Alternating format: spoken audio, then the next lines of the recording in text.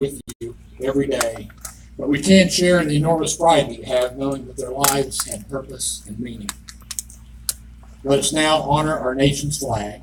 This flag is a symbol of the great nation and represents the American spirit and our love for liberty and freedom. We veterans defended it when we served, and we still continue to defend it and respect today. Would you all please rise, honor our flag, and remain standing for the national anthem by Crystal Constable and the invocation led by the 188th Chaplain, Colonel Herbert Hottie III.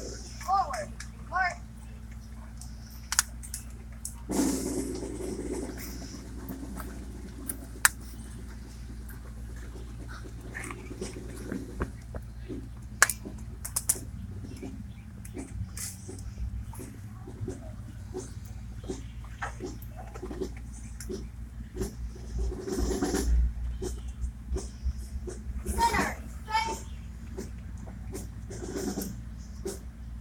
Color Guard, post our colors.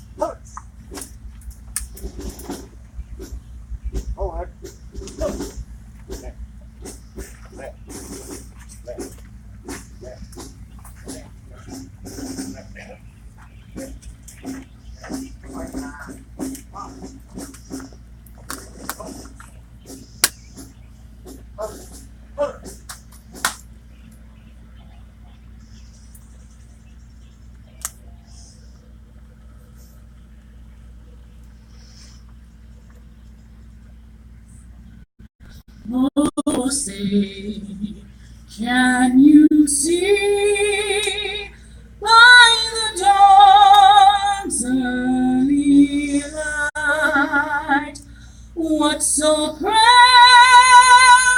we hailed at the twilight's last gleaming, whose broad stripes and bright stars through the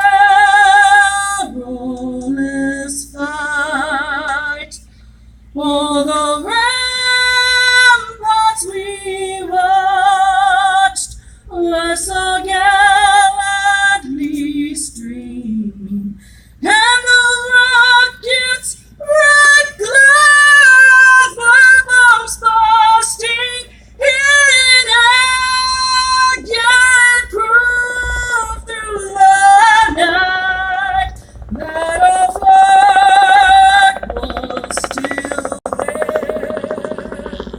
Oh, sailors that stood spangled banner yet wave,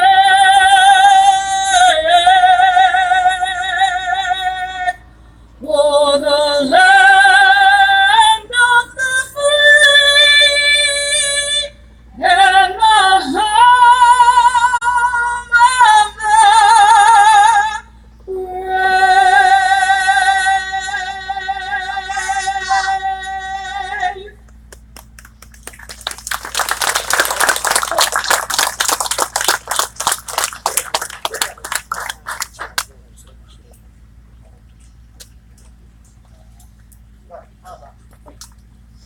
They don't need forward. March.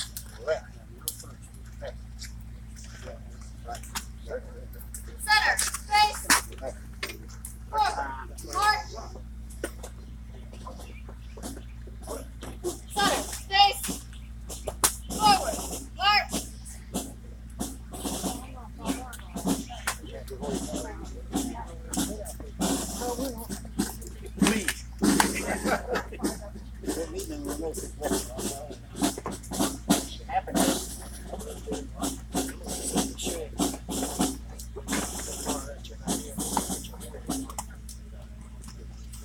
Shall we pray? Most gracious and heavenly Father,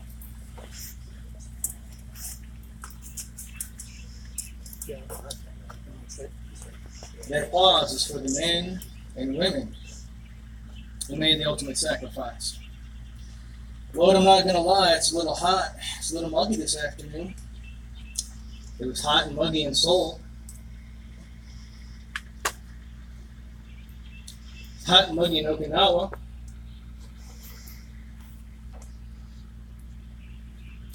It's hot and muggy in Da Nang. But they didn't complain. They didn't cry or whine. They had a job to do. And they did their job with honor and dignity and never said a word. And they came home. And I'm reminded, for those that didn't, that freedom is never free. And as I stand here on holy ground, as I look around at the men and women today, there is a sense of unworthiness. And so I pause and simply say, thank you. Thank you for their commitment. Thank you for their service. Thank you for family and friends who shall never forget. They will never forget. It was my grandfather's generation that defeated Nazism.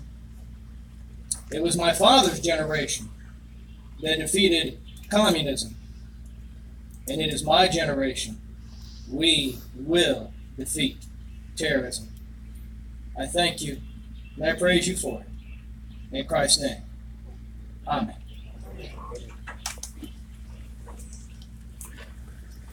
Thank you, Chaplain. We now have remarks that I'd like to introduce the director of the Fort Smith National Cemetery, Marshall Murphy. Yes, everyone, please be seated. Hello, everybody. My name is Marshall Murphy, and before we start, I will say that I am a Marine Corps veteran, as everyone always asks. So, it is an honor to join you all on Memorial Day as we pay tribute to our heroes who gave the ultimate sacrifice for our freedoms and all those who have served our nation. As Americans, we have commemorated Memorial Day since 1868. For over 150 years, we've set aside this day to remember service members in death and celebrate their lives. But with the passage of time, it is easy to lose sight of the true meaning behind the day. It is now considered by many as the unofficial start of summer to be filled with swimming, barbecues, and bargains at your favorite stores. Despite these changes, our deep sense of patriotism and civic pride ensures we continue to honor the fallen with displays of the flag, parades, and participating in events like this one. As Ronald Reagan said long before he became president, freedom is never more than one generation away from extinction. We didn't pass it on to our children in the bloodstream. It must be fought for, protected, and handed on for them to do the same. Or one day we will spend our sunset years telling our children and our children's children what it was once like in the United States where men were free.